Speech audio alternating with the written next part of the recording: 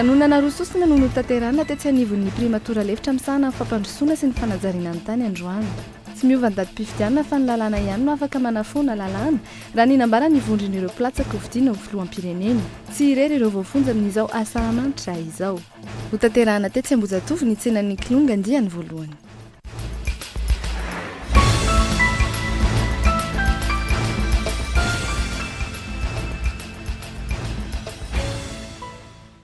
Ankafaliana trano tompo kilasy sy toko vavy no iarabananao manaraka ny fampalalam-baovao ny Kolo TV amin'ny tia ariva ity izay mariana trano fa mandeha mivantana amin'ny Kolo FM 90 tepika valo. Entsika anomboana ny fampalalam-baovao avy hatrany ary ny lafiny politika. Tetsy amin'ny espace Mongote andrefana Ambojanahary indray io maraina io no ny famory ireo candidat platsaka hovidiana ho filohampirenena mivondrona ao anatin'ny collectif des candidats mitondra ny fekefitra tapaka izy ireo ny Anjo Randrenarso ao anatin'ity fanadidinina ity.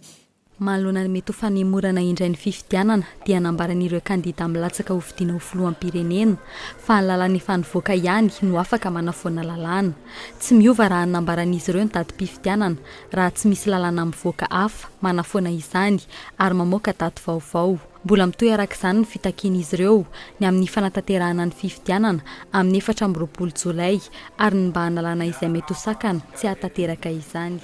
Nohony fikatsoany ity processus hialatsika amin'ny crise ity nohony tsy fanekeny ireo communauté ireo hanonta ny bulletin nohony fisian'ireo olona reo dia izay mahatonga anay hoe raha reo rosakana tsy rosoantsika amin'ny fifidianana dia mangataka an'izy ireo zahay ary mitaka an'izy ireo aoka mba handefitra re amin'ny tindray mitoraka ty fa efa mijaly ny vahoaka miandry ny fifidianana ny vahoaka avelao ny vahoaka isafidy zay olona hataony eo fa nareo zay tsekena ary mahatonga ny bulletin tsika tsy voatonta hatramin'izao dia aoka mba handefitra noho ny fitiavan-tanin-drazana. Nambaran'izy ireo arak'izany fa misokatra anio amin'ny fomba ofisialy ny fanatanterahana ny fampielezan-kevitra. Manoloana ny fanambarana nataon'ireo vondrona sy fikamanana politika miisa 420 avy ao amin'ny Lezasy ny alakamisy lasa teo dia mahakasika ny fanalana n'Andriamatovo Naitsy Jean Gène tsy ho filoha ary tsy ho mpikambana ao anatin'ny Lezasy noho ny fangoroana-pahefana izay voalaza fa ataony dia nanambara ny heviny mahakasika izany koa ny tenany.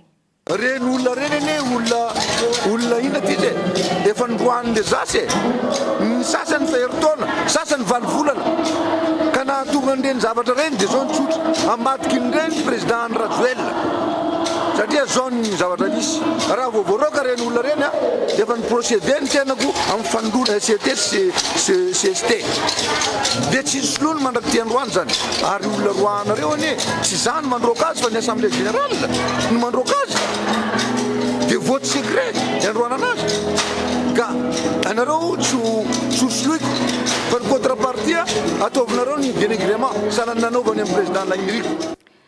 Disadisa eo amin'ny lafiny toerana politika noho izany no mahatonga ny fizarazarany ny Lezasy. Andriamatovo Naitsy Jean Gène kosa dia hanomboka ny fampielezan-keviny anio mahakasika ny mampikambana azy ao anatin'ny vondron'ireo candidat milatsaka ho vidiana filoham-pirenena. Tafakatra hatramin'ny marary miisa 530 teo no raisin'ny tompo-pahasalamana etsy Ampasanimalo tamin'ny volana May lasa teo. Anisan'ny aretina nampahazo ny ankizy sy ireo efa nahazoazo taona ny IRA na ny aretina nampahazo ny taovam-pisefoana sy aretim-pivalanana indrindra amin'izao vanim-potoana ny ririnina izao. Ny tombony isan'ireo marary izay tratran'ny aretina nampahazo ny taovam-pisefoana na tratratra amin'ny 700 izany ho an'ny tompo-pahasalamana Ampasanimalo tamin'ny volana May lasa teo. Ny ankizy heritaona ka hatramin'ny 9 taona no tena lasibatra amin'ity aretina ity. Marefo azy ireo ihany koa ireo rehefa lehibe ka matetika tratran'ity aretina nampahazo ny taovam-pisefoana ity. Fitambarana aretina maro toa ny gripa sy ny tenda ny IRA. Dia matetika aloha isa-taona ny aretina antsoina hoe IRA na insuffisance respiratoire aiguë dia ny diarrhée manakarak'izay faharoa dia ny HTA. Fa tamin'ity taona ity raha jerena oharina ny tamin'ny taona lasa be dia be kokoa ny olona voan'io aretina io indrindra eo amin'ny ankizy zany a dia na mifanafoty eto aminay tsy maintsy nanao commande matetitetika izay fa tsy naharaka mihitsy. Rehefa mahazo dia fanafody ny ankizy na ny olona izay voan'le izy a dia rehefa tsara sakafo izy no misakafo ara-pahasalamana misy ny otrikaina dia tsy miverina intsony le izy fa iraha malala fa ohatra ny gripa isaky nyreraka le olona na misy fampina kely ao aminy amin'ny hery ilainy a dia miverina ihany le izy. Toromarika ny dokotera ara-tsakafo dia ny fihinanana sakafo be vitamina C, voankazo sy ny sakafo manta isan-karazany ary ny fanaovana akanjo mafana trany. Anaraka an'le sakafo ara-pahasalamana zany ny olona koa hoe tokony ho ampy tsara hoe ny sakafo mitondra hery fiasana, mitondra hery mpiarovana. Mila sakafo betsaka zany asa afaka asiana ihany koa ohatra hoe sakafo misy menamenaka fa mba hoe tsy tavokely. Ny tavokely angeny tena ratsy fa raha ohatra mihinana menaka ohatra hoe huile menaka amin'ny sakafo vidiana eny amin'ny mpivarotra reny, huile castor reny zao tokony ny dobera sy ny dobera koa anatiny reny zany mitondra hafanana dia mba hoe hiadivana amin'le aretin'ny fitaovam-pisefona izay mirongatra. Ny ankizy ihany koa no matetika tratra ny fivalanana noho tsy fahadiovana indrindra mandritra n'izao vanim-potoana ririnina izao. Manamafy hatrany ny mpitsabo fa ny nondreny ihany no sakafo feno sady sahaza ho an'ny zaza latsaky ny enim-bolana. Tsy tsara raha misy fangaro hafa ny nondreny satria miteraka aretina ho an'ny zaza izany. Mila mitandrana ny ray aman-dreny indrindra amin'izao vanim-potoana ny ririnina izao araka izany izay mampitombo ny aretina. Manoloana ny atsika mamirifiry izao dia voakasiky ny aretina matetika mpiseho amin'izao vanim-potoana ny ririnina izao ny vehivavy bevoka sy ireo zaza menavavy. Mila fitandremana izany mandritra ny fotoana ny mahabevoka ny vehivavy na ho an'ireo zaza latsaka ny enim-bolana. Ny fisafoana ara-dalàna no ahafahana mahita ireo aretina ka voatsabo avy hatrany. Manamafy hatrany ny mpitsabo fa ny nondreny hatrany no sakafo feno ho an'ny zaza latsaky ny enim-bolana. Eo amin'ny zaza indray amin'ilay zaza voateraka hatrany amin'ny enim-bolana tsy miseho mihitsy ireo aretin'ireo ary tsy azona aretina mihitsy izy raha ohatra le reniny nanaraka ny toromarika omena azy hoe nono ihany no amena azy voateraka hatrany amin'ny enim-bolana. Amin'izay manana nahazo ny doly ny otsika herim-batana rehetra, fiarovana rehetra ananany amin'izay dia tsy azon'ireo aretin'ireo izy.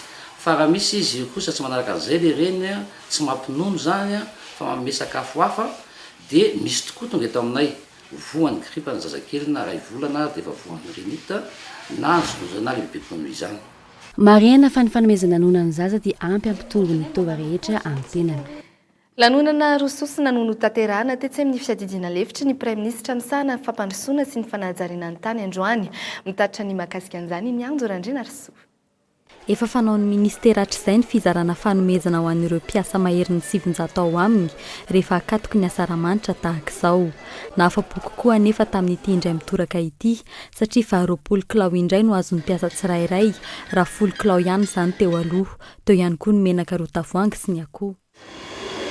Sarotsarotsa ny toe-bolan'ny fanjakana sy ny toe-bolan'ny ministera nefa isokana ny mpiara-miasa rehetrarehetra nanao ezaka amin'ny natanterahana azy androany ka dia raisoa ampitiavana satria fampizarana tena zava-dehibe tamintsika rehetrarehetra ka dia tongotra nareo ampitiavana izy ireo manaova fety sambatra daholo dia hotratran'ny 9 jona mifanesinesy irehetrany isika menakavy.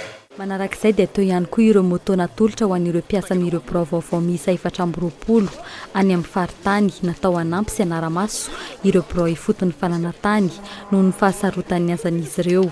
Izany moa dia natao indrindra hitsidiana ireo komina lavitra ao anatin'ny farim-piatidiana. Tsy araky ny eritreretina fa manohy ezaka itsika tsirairay avy amin'ny fampandehanana ny raharaham-panjakana ary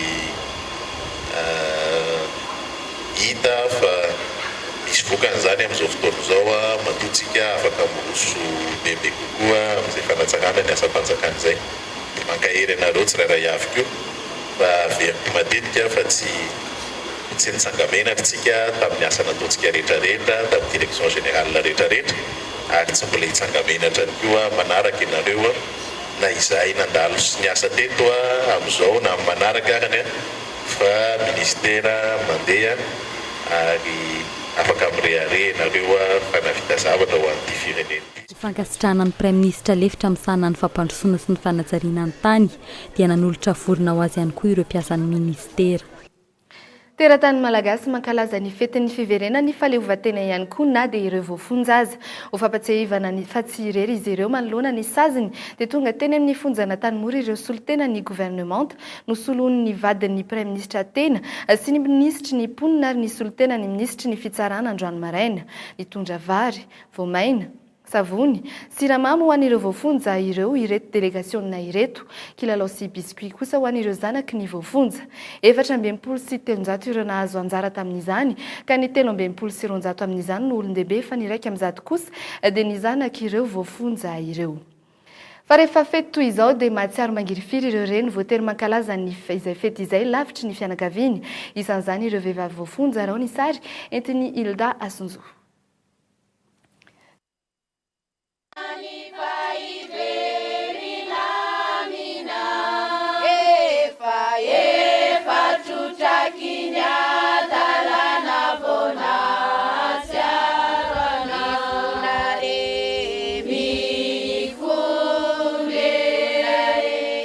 Na meloka na tsy meloka amin'ny maha olombelona dia mikika hatrany ny alahelo rehefa tonga ny andro fety toy izao ka tsy maintsy ankalaza izany any am-ponja lavitry ny fianakaviana. Isan'izany reto vehivavy izay nanaiky resaka taminay ireto. Tamin'ny 15 oktobra tonga teto efa 7 volana azy. Dia nanao fety krismasy, dia nanao fety taom-baovao, dia nanao fety Pâques, dia zao indray nanao fety 26.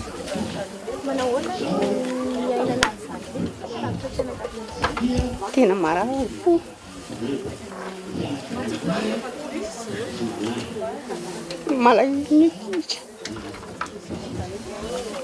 Malahelo, tsy afaka manoatra nefa. Tena malahelo ary ao anatin'ny fonao mihitsy hoe reo zanakao ny ray aman-drenao efa osy. Ny prêt-à-pot aminao mba manana didy aman'andraikitra ihany ao anatin'ny tokantranony dia tsy afaka manoatra izy. Ray aman-dreniko efa osa dia ny ray aman-dreniko mitazona ny zanako amin'izao. Izay efa teneniko anao izay hoe avy ambositra no misy anahy. Any zanako anankitelo za fa tsy manambady tsony fa ny sarabady. Maro amin'izy ireo no ny antson'ny tompony andraikitra mba hijery ireo marary. Fa mbola eny anivon'ny fonja hatrany, manazava ny mikasika ny fandrindrana ny lafin'ny sakafo eny anivon'ny fonja, indrindra fa amin'ny andro fety toy izao, ny tompony andraikitra arao avy hatrany ny fanazavana.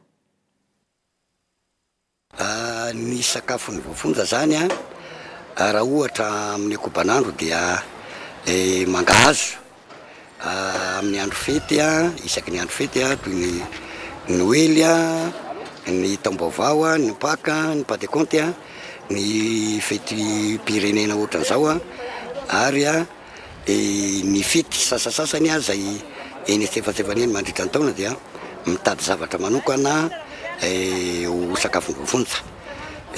Vary moa zany dia mihinam-bary ny voafonja isaky ny andro fety. Arak'izay azo atao dia ny laoka zany arakaraky ny zava-misy. Raha misy hena moa dia hena, raha tsy misy hena dia voamaina. Izay zany amin'ny ankapobeny ny sakafon'ireo voafonja ireo. Amin'ny ankapobeny tio zany izay ny isaorana be dia be ny malagasy, fa ny malagasy dia tsy mba manary-havana.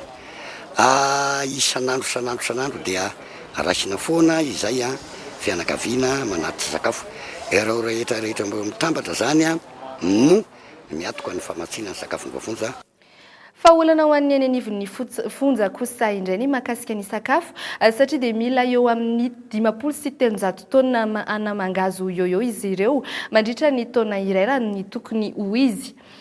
Tsy zaka ny toerana ihany koa ny foto-drafitrasa satria efa mibetsaka amin'izao fotoana izao ireo voafonja ao amin'izany toerana izany. Fanazavana.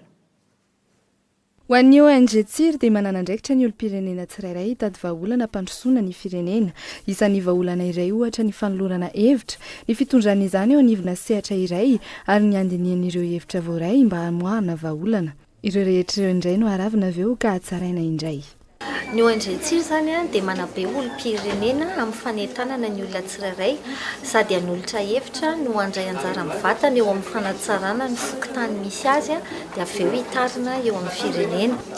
nametraka tranokala zany zahay a ifandraisana www.evitrao.mg izy io a sady misy amin'ny teny malagasy a dia misy ihany koa amin'ny teny frantsay izay iraketana ny hevitra rehetrarehetra izay azo a dia ahafahany rehetrarehetra mifandray a dia manao fanakalozan-kevitra dia manomboka amin'iny volana ho avy iny koa a dia apetraka eny atao hoe tsenakevitra alaolana na cercle de solution amin'ny teny frantsay. Miisa telo moa ireo mpandresy tamin'ny fifaninanana nataony ONG Tsiry amin'ny fanolorana hevitra entina hampandrosoana. Izy koa aorianan'izao ny tsenakevitra isaky ny fokontany sy eny amin'ny distrika ary ny faritany rehetra eto Madagasikara. Araka ny fahitantsika azy teo dia nisy fifantsona teo amin'ny lafinisary iny fanadidinana rahantsika iny dia mahakasika ny tetikasa izay notanterahany ONG Tsiry mahakasika ny evitrao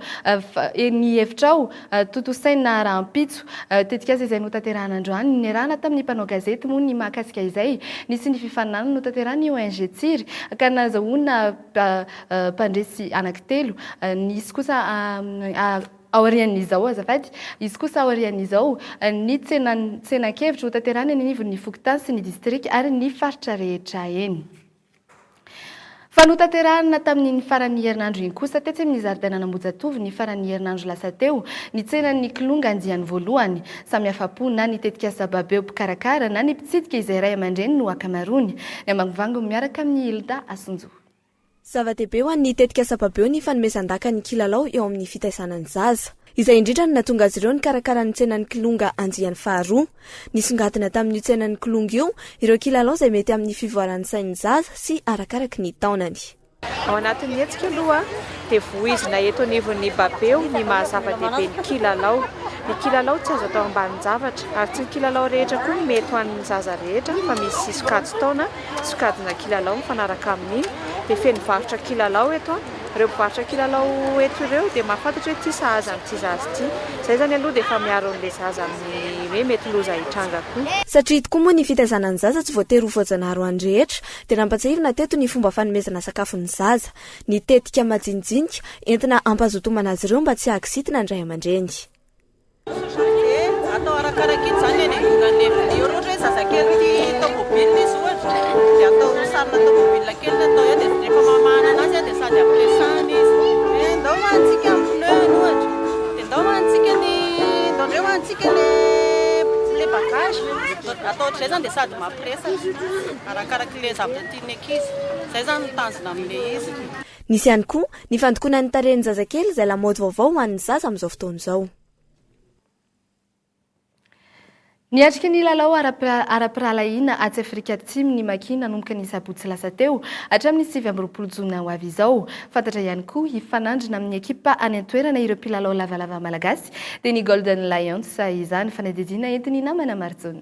Ny sabotsy 12 ny volana Jona teo dia niainga tetsy amin'ny serana mpiara-minindy ny raisam-pirenena Tejivato ny ekipa pirenena malagasy eo ny baolina lavalava na ny Kaiza Maki de Madagasikara izany andeha amonjy lalao ara-piralahiana atsy Afrika Atsimo izy ireo ary dia fantatra fa ny ekipan'ny Golden Lions no hifanandrina amin'ny Kaiza Maki de Madagasikara any an-toerana.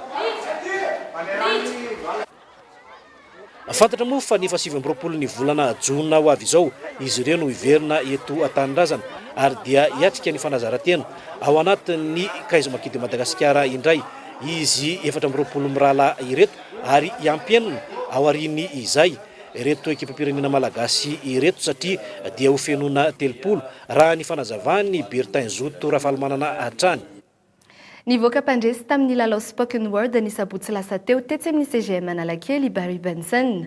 Manana tanora samany ny heviny sy mandray andraikitra eo amin'ny firenena ny malagasy ka porofon'izany ny dingana famaranana ny fifaninanana spoken word izay natrehany Narindra Randrianomanana. Double personnage ambivalent, le long cumulot à l'avalanche de mes mots, car un mot dit, ça reste. Je suis le S de cette thèse, et man, j'ai Superman. Tout comme toi, j'ai mon Superman. Je veux juste te dire au slam que je l'aime, puis soit. Izany no nentin'ny Barry Benson nanambabona ny mpitsara indrindra ireo mpijery izay nanatrika ny dingana famarana ny spoken word tetsy amin'ny CGM Analakely ny sabotsy lasa teo. Thèse, antithèse, synthèse eo amin'ny fiainana ao tokantrano nentin'ny Islameur ity.